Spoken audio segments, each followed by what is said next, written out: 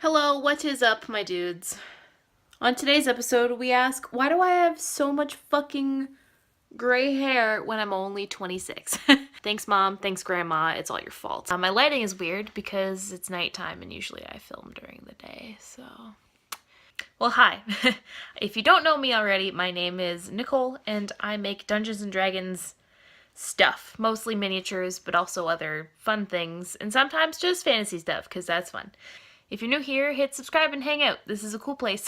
This video, I've been talking about making one of these forever, and I finally started making it, but fuck. I have never wanted to chuck something out of a window so much than I have this miniature that I started making. So I started making a beholderkin. A beholder is like a pretty it's one of these guys. Anyway, it's like a spooky floating alien thing with eyes and then eyeballs on his tentacles, and I would say that a beholder is like the poster boy for Dungeons & Dragons. So I knew I wanted to make one of those because it's pretty classic, but at the same time, like, I can't just do things the way they're supposed to be done. So I decided that I wanted to make a death kiss. Now a death kiss it's a type of beholder where instead of having eyes on the ends of its tentacles, it's got like spiky, weird mouth tentacle things because they suck a lot of blood. Beholders are weird because they don't like mate or anything. The way that beholders sort of come into existence is by, I think, mostly other beholders thinking about themselves or certain situations. So a death kiss is made when a beholder has a dream about like a massive loss of blood and then like within a mile or something a death kiss just appears.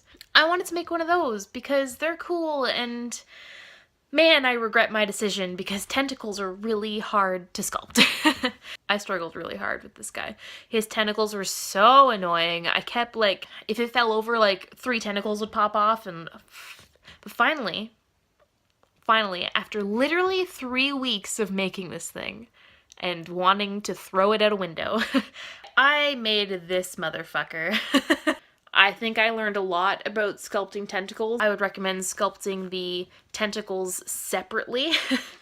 I tried to have like the entire armature done and attached, and then realized that I couldn't sculpt any of the tentacles because they were all attached and I couldn't like reach them, and trying to reach them I broke off a bunch. That was just bad news bears. Next time I'm going to make the tentacles separate so that they're nice and big and chunky and they look exactly the way I want it. Then I'm going to make sure that there's a really long wire going into my main armature so they don't wiggle around. I put on a like 10-minute white primer, and now we are going to paint this motherfucker. So let's get to it. The primer that I used is like white. It's like white, and I don't really want him to be just white, even though you can't really tell. So I made myself this like, you can't see it, this slightly off-white kind of color. And the reason that I do that, when I'm shading it and making other colors to go with it, I like having my own color that I've mixed so that if I want to shade it, all I have to do is add like brown or gray or something to it, and it blends really nicely because it has the same color in it that I used for the rest of it. Where if I was like, oh, white primer, good enough, he's white, and then I tried to shade it, it would be really hard to blend it, and it'd be very hard to get a color that like goes with the rest of it, you know what I mean? So that's kind of why I made a whole bunch of this stuff.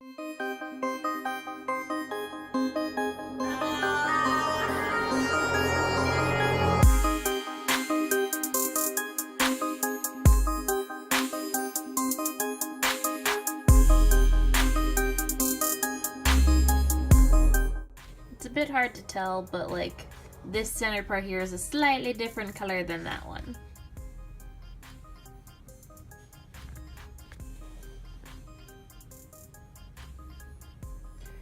Da-da-da. Anyway.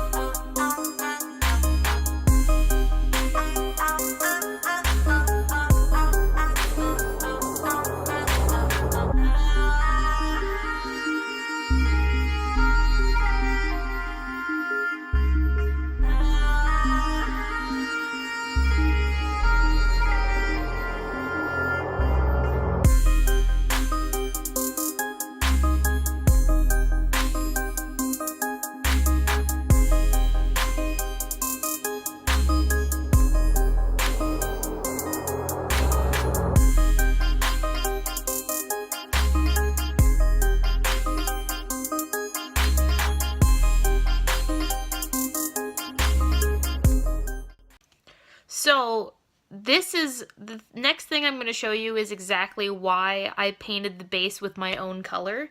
And it's so that I could blend the ends of the tentacles with the rest of the body and have it look like it works.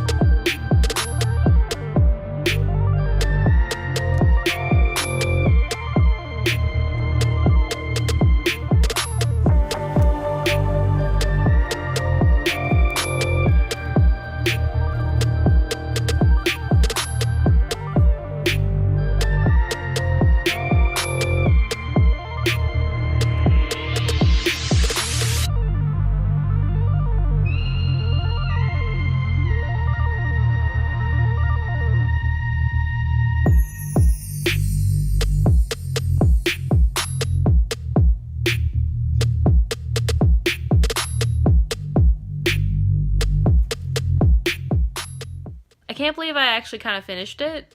I'm actually kind of amazed that I got it done.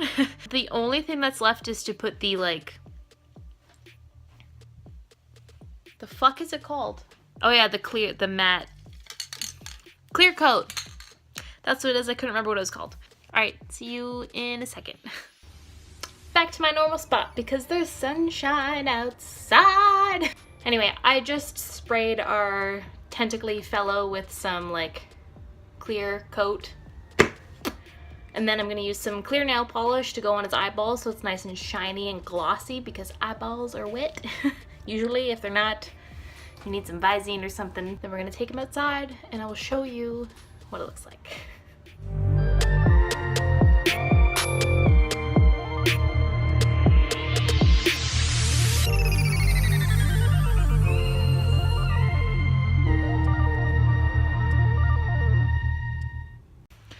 I need a scarf because it's cold.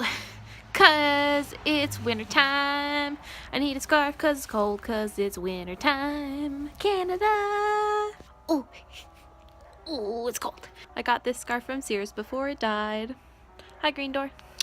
It's done. The beholder's done. I am so excited. I'm just gonna show it to you. Okay, are you ready? Okay, here it is.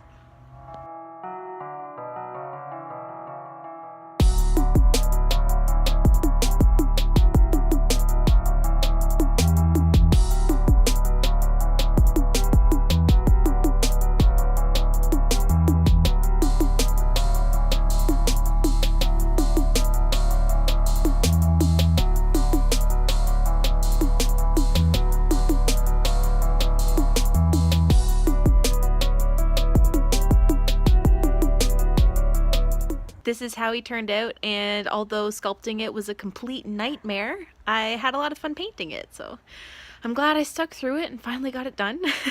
And I'm glad that I can finally show it to you guys, so that's weird. Is it weird? That's probably weird.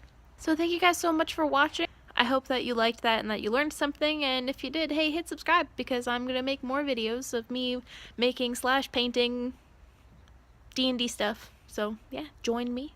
But yeah, I like him. Little death kiss, and he turned out to be pretty dang spooky, and I'm really excited. I love it! Alright, well, thank you so much for watching. If you like the videos, then like the video.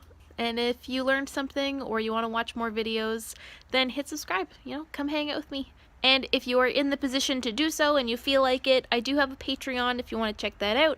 The link is in the description. Thank you so much for watching and for checking me out, and I will see you next time. Bye!